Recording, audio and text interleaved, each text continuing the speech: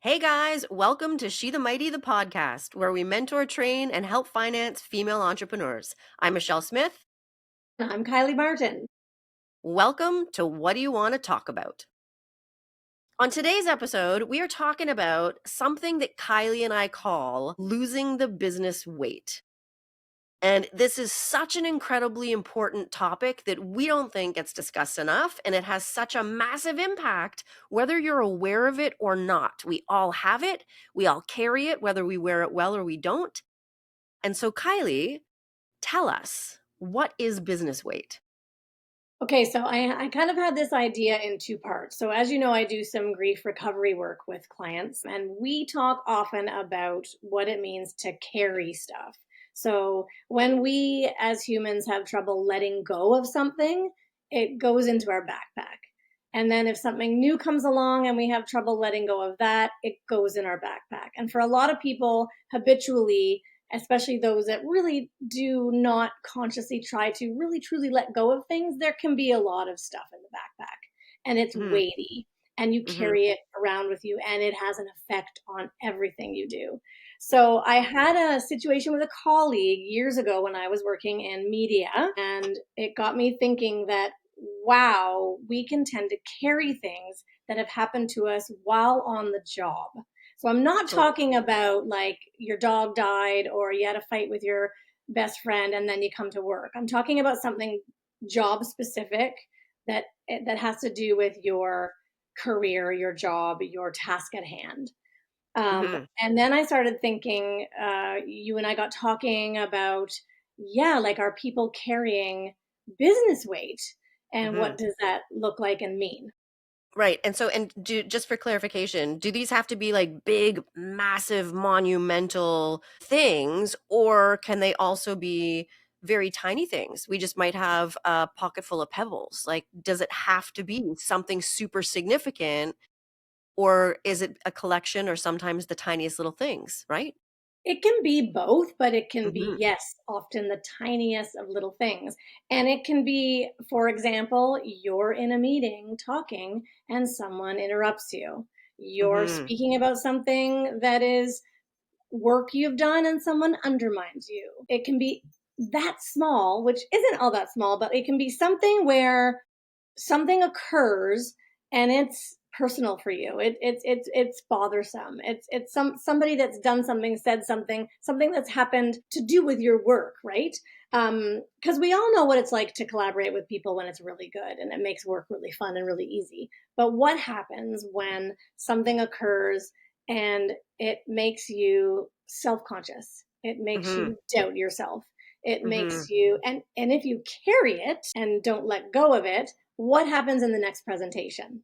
mm-hmm, So mm-hmm. I And wanted to so, ask you, like, I know you and I've had so many conversations around it and around, the psychological power of the entrepreneur, the ways in which we go into work feeling confident. And so that's where the course business weight came from. But now there's so many ways in which we can talk about, well, how do we lose it?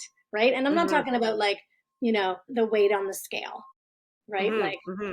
that's a whole nother ball game. But I'm talking about like how do we lose our attachment to the crappy stuff that happens on the job? Yeah, no, 100%. And it's so pervasive because there are different types of personalities that you'll encounter, and I think all of us can relate to this, that sometimes we will collect a negative experience and keep the ramifications of that with us, like you say, and that will prevent us from taking action. Sometimes it'll make us not speak up. It will allow us to be overlooked. It will create a certain intimidation around some people. And some of those things are just, they occur because of an accident. It's something that's been new that you're navigating, and it hasn't been anything except for a learning outcome. And it's up to us to learn the disciplines like you're talking about, so that way we don't internalize them and set up negative practices for ourselves in the future, which will limit our activities and limit the permissions, right? It's almost like the exact same thing that you do with all of the apps. Like, are you going to let it have permission to all of these things or not? Right. And you can turn those off so that the negative experiences that you collect don't have the type of impact that is an emotional impact that's not within your authorship or your design. The other part of that, though, is that sometimes we will encounter people, and let's just say it, that it is their intent to do that. It's their intent to We knock you out of call your them comfort zone. It is their bitches. intent We to get call the them bitches. right, right, there's a whole bunch of things that we call them, I but had to say it.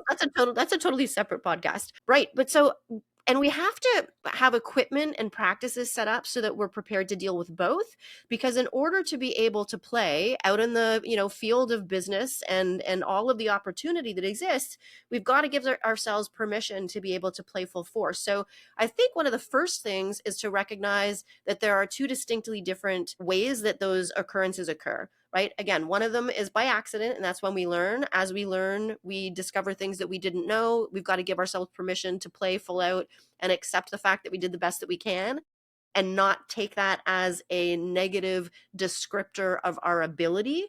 It was simply we didn't know how to do that, and now we do, or now we know a way it doesn't work.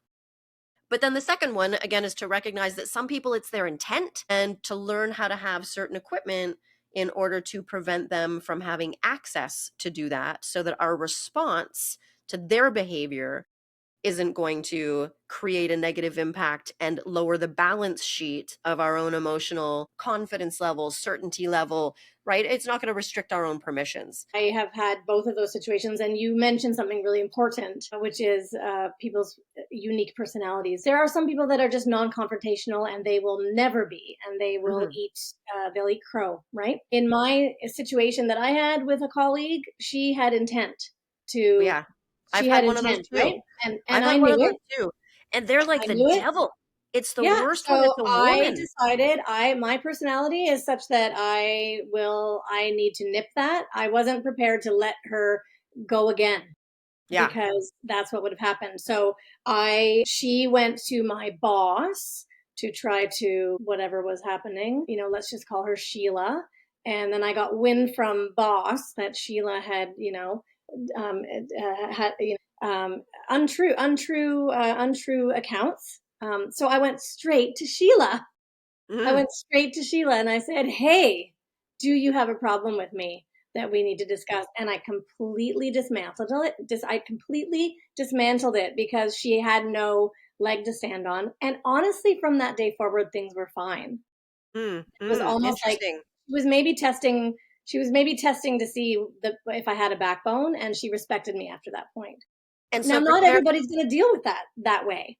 no, and so for clarification, this was a peer. This was not somebody that you reported to. This was a peer Correct. that This is you someone you I had had to to work work with. you had to work amongst. Okay. Yeah, it's fascinating. I mean, again, so that's a whole other caveat, that there is the competitive landscape when you are working amongst people, and perhaps part of the way that they believe that they're going to get ahead is by tanking somebody else. And unfortunately, I have been to training sessions where, unfortunately, I have seen people utilize this as a piece of the training curriculum, as a way to be able to leverage forward, right? Mind-blowing stuff. We're not going to, go farther down that road. But so, okay. So recognizing that these are two of the circumstances in which we can collect business weight. I mean, there's also the other part where it had nothing to do with someone else. It's just, you endeavored to do something and you worked really hard and you attempted to create something that was successful, or any varying degree along that journey. And you had a failure experience wherein exactly what you were trying at that moment didn't necessarily work.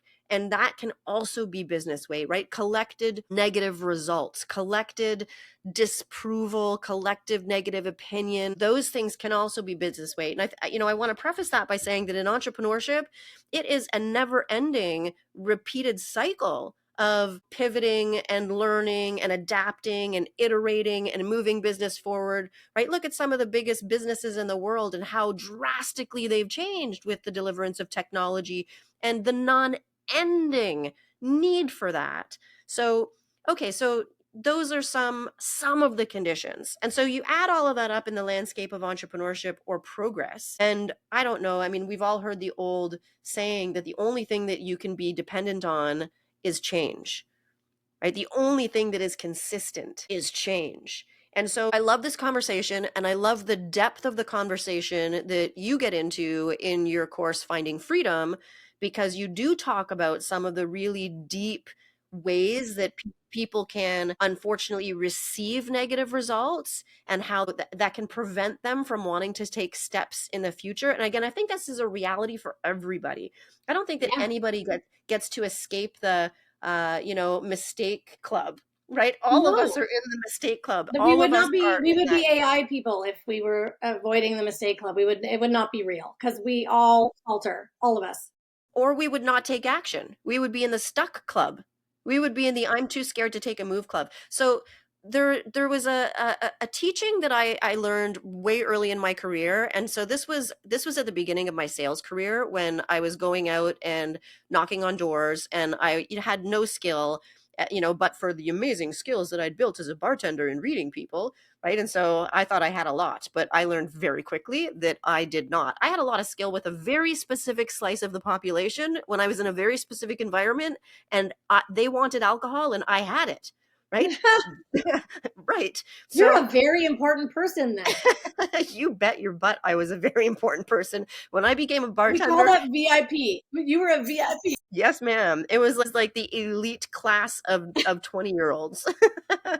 Oh Hmm. my goodness. Well, but there was this teaching that I learned very luckily, and it was a teaching by Ching Chu, and it is about the concept of mastering defeat first. And so one of my early coaches told me that one of the biggest things that I would serve myself to learn was how to not take rejection and not take no's personally. Right. But I mean, like, that's a mind-blowing concept to a 20-year-old. That is almost an impossibility, right? We're so trained as young people to respond to negativity by like stepping up to the challenge, right? Like it's almost like a if I fight back first, that's the instinct that in any case my programming taught me, Hmm. right? I don't know if that's similar to you. When you received negativity, do you find that it is the most innate response in yourself or in others that we respond to negativity with a like rejection of the negativity? It's almost like we return it with almost like a deflection or like I feel like that's the way that we learn as children. I think so. Um, Yeah, for sure.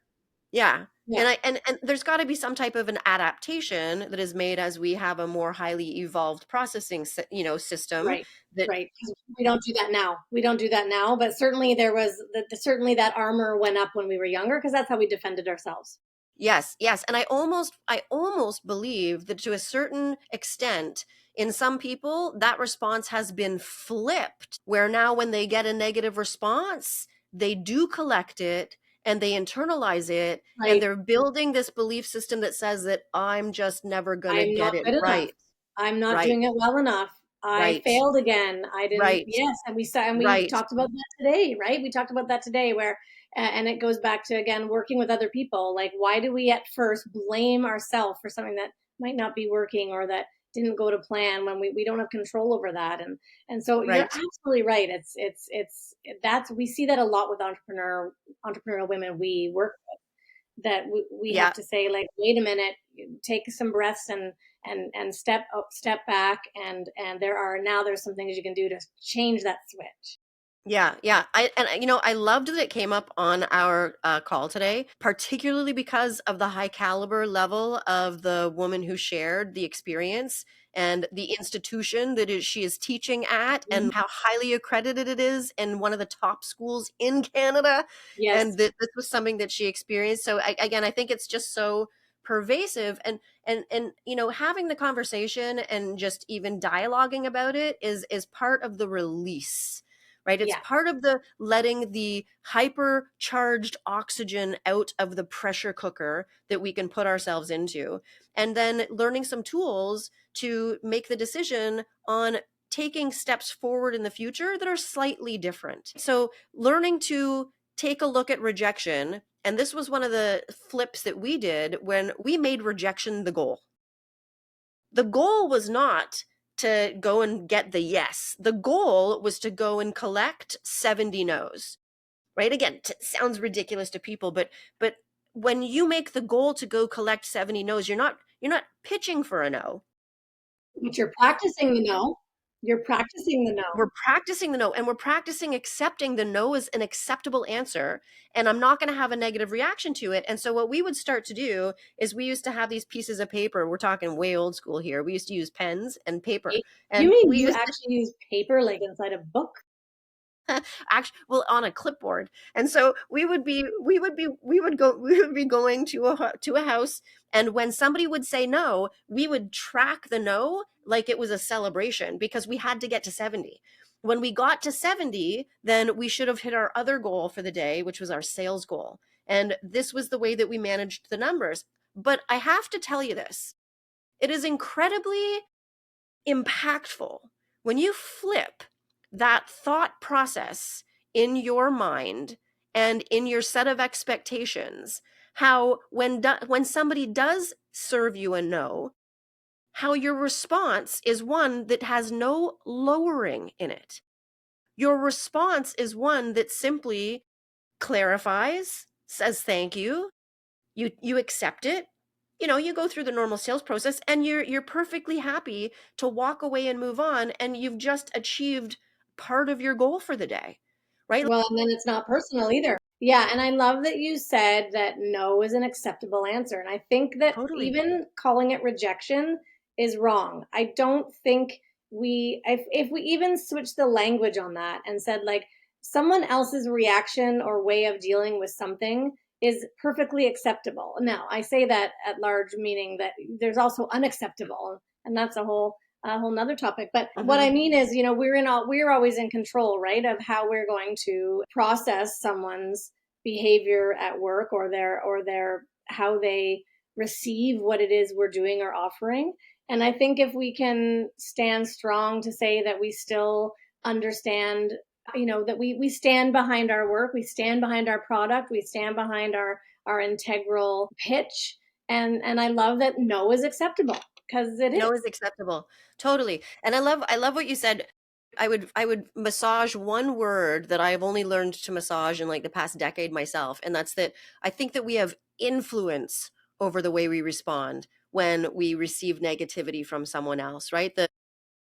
The rigidity of control, I think, gives us this litmus test on such a certain line that if for a second we do happen to have an emotional response that is not the ideal one, then we can further berate ourselves for not being in control, right? And so to even like if we as we're learning how to navigate this, and sometimes, right, no one's perfect, so even the most trained and the most educated on these subjects does not mean that we are immune. Sometimes somebody will say something and it's going to hurt our little heart for a minute. It's going to make us feel a certain type of way, for a minute. But to be able to then immediately recognize that I have influence over how deep I allow this to take me, right? And so that was another component of some of that early training, was the concept of rebounding. Mm. The reality is, at some times you might lose your attitude, and it's okay if you do. The challenge is to not lose time because you've lost your attitude. It's how do you then have influence so that you can get it back as quickly as possible, and you can get back to productivity and give yourself permission to continue to play and put down the business weight, so that that way you can keep achieving and be successful at whatever that definition of success is for you, because you're not at the whim of the weight of other people, other circumstances, other experiences that you've collected that will not serve what you're here to accomplish and achieve. Yeah, like when we're talking about it in this context, it's your own weight, and it's not to say that, oh my gosh, now you've got to hit the business weight gym, and we're not trying to put pressure on anyone. It's just to say be aware of Hmm. what it is you might be hanging on to, and that if you are, and it's your own thing to figure out. We're not here to tell you that. I'm not here to go like, oh, this is what's happening for you. It's our own jobs as individuals to go, okay, something's sticking here for me that I Hmm. don't like, and I could be better. And when I say better, I don't mean perfect. I mean I could enjoy this more. I could enjoy this moment more with this person or in at this task, because if I let go of something, I'm going to be better, Yeah. I'm just going to be free of that. So I would say one thing to just leave the listeners with today on this topic is be aware of the fact that it might be there for you, and then what can you do to start to let. Yeah, yeah. I love that you say that we're not here to tell people that they need to go to the gym. And it's fun, like it's amazing to me because I know in my own life, I have to do that sometimes, right? Like when I was learning how to navigate as a novice navigator, I would throw myself off the attitude cliff and I would dive in. And I really did, right? Like so to learn how to gain influence over this emotional young adult that was attempting to be business minded and attempting to achieve and accomplish this myriad, amount of things that I had never done ever before in my life, and being measured by them, and success is tied into that, and money and revenue and business and leadership ability, all of these things, right? So much to learn, so many failure experiences on that pathway forward.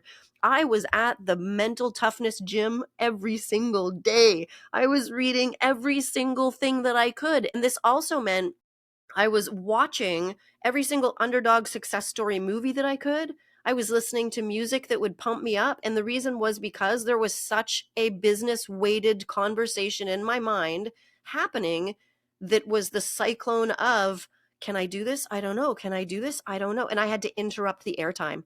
I had to clash with it. So I had to broadcast other content that made me hopeful, that filled me with inspiration, that I would read something that would give me a tool that now I had more than one tool in my tool belt, where standing up and acting as if, or they always say fake it till you make it. For me, that was not a successful tool. That was nothing that helped me. It made me feel, and that's a whole other conversation too about imposter syndrome. Whoa. To unpack that is going to be a lot of fun. Oh yeah, Kylie, our conversations get me so excited, and then I get distracted into like 42 different threads I know, of but where of I where mean, to go. yeah, and that's okay. Like that's what's so cool about tabling these things. And I remember when the business weight came up, because we were trying to figure out, like, what is this thing called? Like, how do we make this such that people will relate to what we're talking about?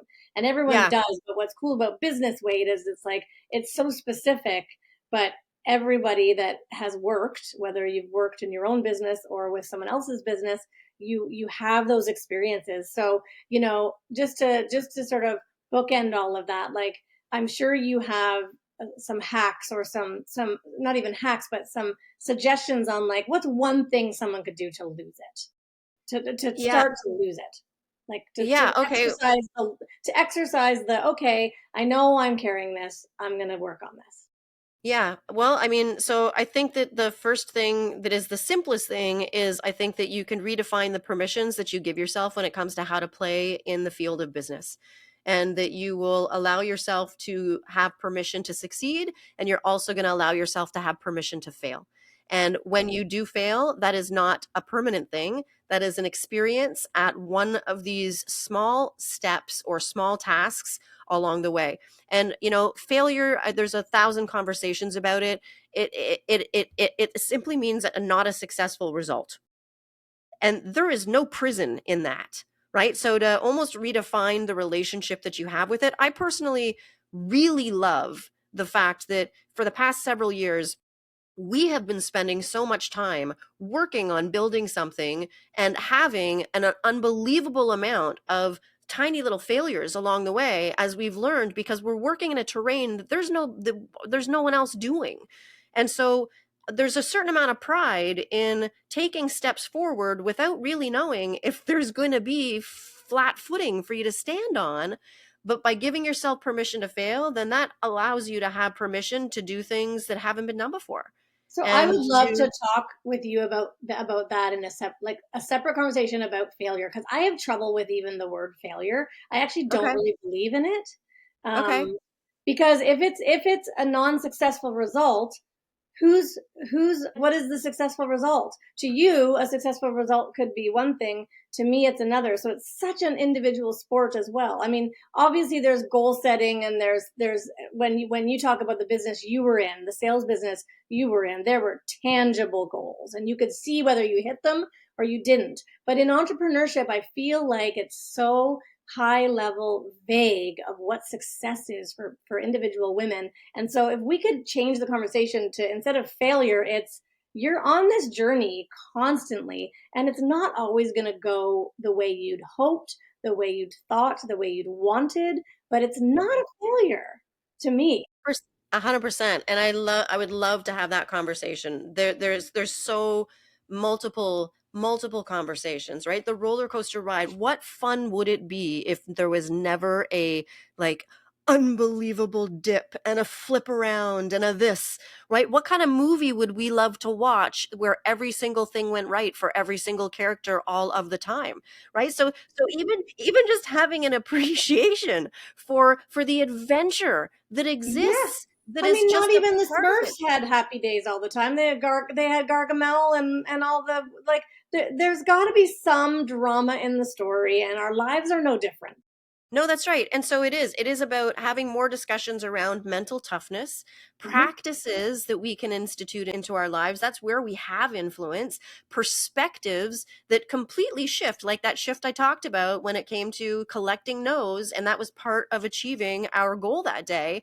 And these things, the recovery practices as well, so that we don't take a look at getting hit as though it is the negative, that it's get back up.